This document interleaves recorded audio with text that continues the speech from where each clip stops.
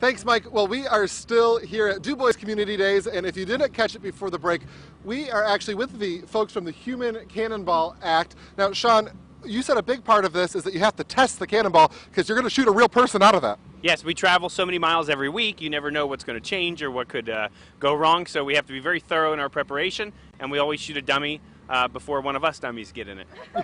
I was going to say, you said we have to shoot a dummy out of it, and I offered, and you said, no, we have to do an actual dummy. Yeah. So I think we should maybe do a countdown. What do you guys say? Okay. Ready? We're ready. I'm going to head over here. All righty, here we go. Ready?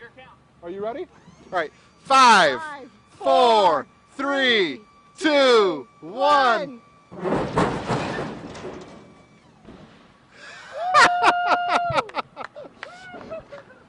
All right.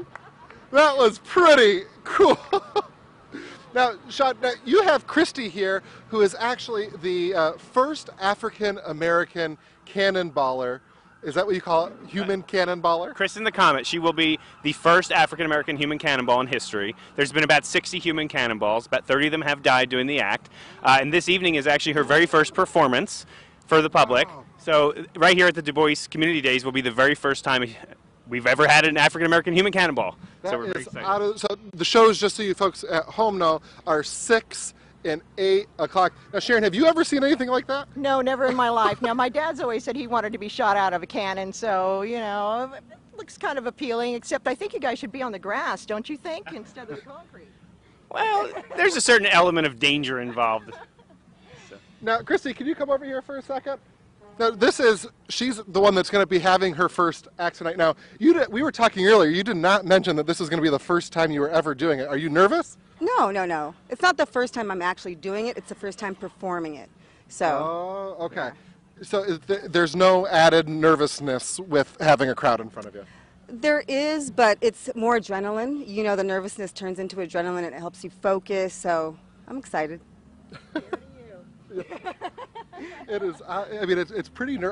I was nervous just for the dummy to be. I was like, what if that lands on somebody? Well, and then obviously we were just talking about being the first African-American cannonballer. Now, I always find this stuff to be kind of funny because it's like, how is that even possible? There were 60 people that did this before. How does that feel? It's pretty special. I feel honored, and I'm glad that I've had friends like Sean who helped me succeed and grow in my career. Now, while you are doing the Human Cannonball Act tonight, this isn't your first, I want to say, show on the road. You've done all sorts of other acts. What are some of the other things you've done in the past? My main act is flying trapeze, so I spend most of my time in the air. So this wasn't too far off, you know, when I started learning cannon. But that's mainly what I do is flying trapeze. Now, at the beginning of the show, I don't know if you folks at home saw, I was up in, do you call it a hula hoop?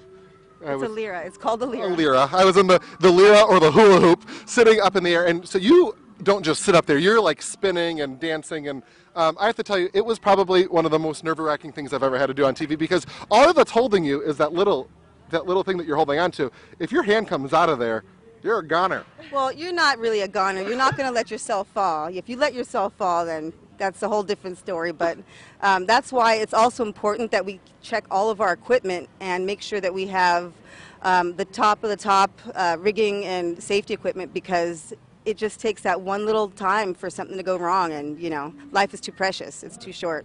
Now, how does somebody originally get involved in something like this? I mean, I know Sean said he started in this business by through music and got his first job that way. How did you get involved in this? So I'm a mechanic by trade, and I was working at a beer company, and my friend told me she was flying trapeze.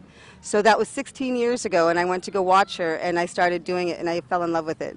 Well, it's really cool, and I'm really looking forward to seeing your show. Again, these shows are at 6 and 8 o'clock right here at DuBois Community Days. And Sharon, let's remind everybody again why these days are so special. It's free. It's free. So if you want some really good entertainment and you happen to be in the DuBois area, or even if you're not, it's not till 6 o'clock. Hop in your car, put your family in the back seat, and drive on down here. It's going to be a great evening. The weather is beautiful. There's great entertainment, and it's all about this community.